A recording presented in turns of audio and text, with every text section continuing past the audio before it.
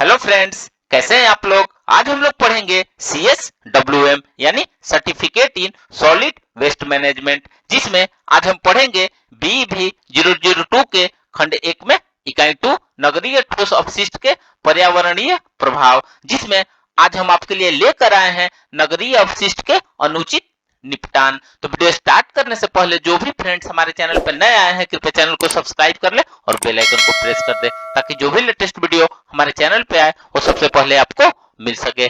तो आइए ज्यादा टाइम को न किल करते हुए चलते हैं अपने टॉपिक पर। नगरीय ठोस अपशिष्ट के पर्यावरणीय प्रभाव में नगरीय अपशिष्ट का अनुचित निपटान। तो आइए वीडियो को स्टार्ट करते हैं। नगरीय अपशिष्ट के अनुचित निपटान में हम सभी कहते और सुनते रहते हैं कि हमें अपने घर और आसपास के स्थानों को साफ सुथरा रखना चाहिए, परंतु क्या वास्तव में हम ऐसा करते हैं? घरेलू व नगरीय अपशिष्ट के बदलते स्वरूप के साथ इसका निपटान एक बड़ी समस्या बनता जा रहा है।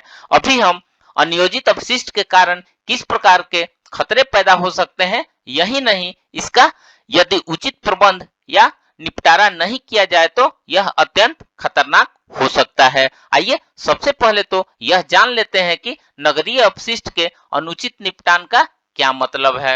जब हम अपशिष्ट के निपटान की बात करते हैं तो इसमें यह समझना आवश्यक है कि निपटान की प्रक्रिया में क्या अनुचित होता है, जिसके कारण अपशिष्ट का निपटान व प्रबंधन अधिक चुनौतीपूर्ण हो जाता है। इस संदर्भ में निम्न 3 बातें प्रमुख होती है, जिसमें सबसे पहले तो कूड़े को स्रोत के स्तर पर ही यदि विभिन्न प्रकार के जैविक, अजैविक, खतरनाक व ठोस अपशिष्ट को अलग अलग न रखना ही अनुचित है। दूसरा है, इसके अलावा यदि घरों, होटलों, बाजारों तथा अस्पताल आदि से अपशिष्ट उठाने वाली गाड़ियां अलग अलग न ले जाकर एक ही साथ ले जाती है तो यह अनुचित है।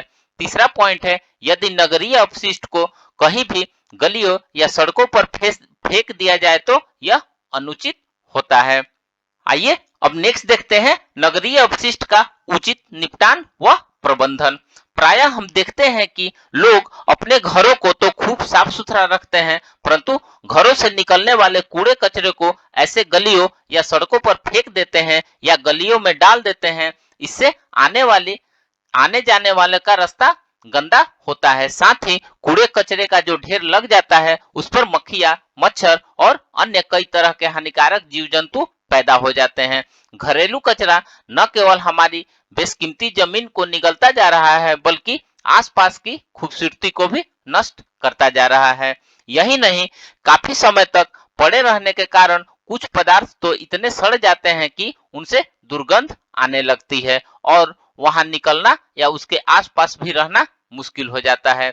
इसलिए नगरीय अपशिष्ट का उचित प्रबंधन आवश्यक है। वैसे तो आपने जाना है कि किसी भी प्रकार के अपशिष्ट प्रबंधन में मुख्यतः 5 प्रक्रियाओं का बड़ा महत्व होता है, जिसमें सबसे पहला है रिफ्यूज, यानी नई चीज को मना करके पुरानी या पहले जैसी मौजूद वस्तु के उपयोग को बढ़ावा देना।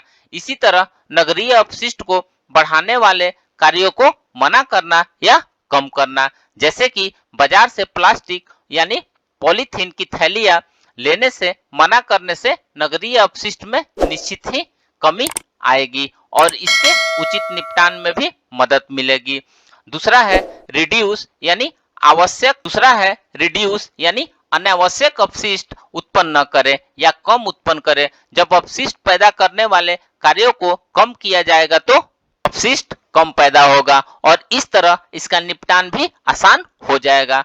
तीसरा है रीयूज, यानी किसी दूसरे कार्य के लिए लाई गई वस्तु का उसी कार्य के लिए या अन्य किसी कार्य के लिए पुनः इस्तेमाल करना, जैसे कि एक तरफ लिखे हुए कागज को व्यर्थ में न फेंककर उसकी दूसरी तरफ को लिखने के लिए उपयोग कर सकते हैं। ऐसा करने से नगरीय अपशिष्ट कम निकलेगा और इसका उचित निपटान हो सकेगा।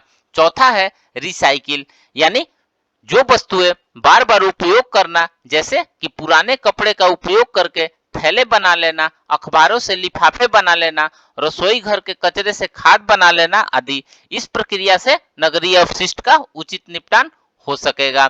आइए नंबर 5 और लास्ट पॉइंट देखते हैं, रीप्रोसेस यानी वस्तुओं को पुनः संसाधित करके उपयोग में लाना। ऐसा करने से वस्तुओं या कबाड़ को बाहर अपशिष्ट की तरफ फेंकने के बजाय किसी अन्य कार्य के लिए उपयोग किया जा सकता है।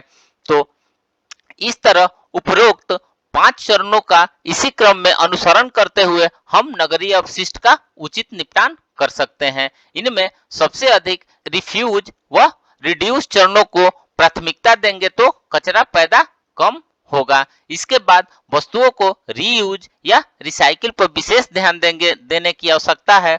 यदि हम इसी प्रकार 5 रीजन्स वाले सिद्धांत का पालन करते हैं तो नगरपालिका अपशिष्ट का निपटान उचित तरीके से किया जा सकता है। तो फ्रेंड्स, इस प्रकार से आज हमने नगरीय ठोस अपशिष्ट के पर्यावरणीय प्रभाव में नगर अपशिष्ट का अनुचित निपटान के बारे में पढ़ा। तो मिलते हैं एक नए वीडियो के साथ में, तब तक से हमारे चैनल पे बने रहिए। धन्यवाद।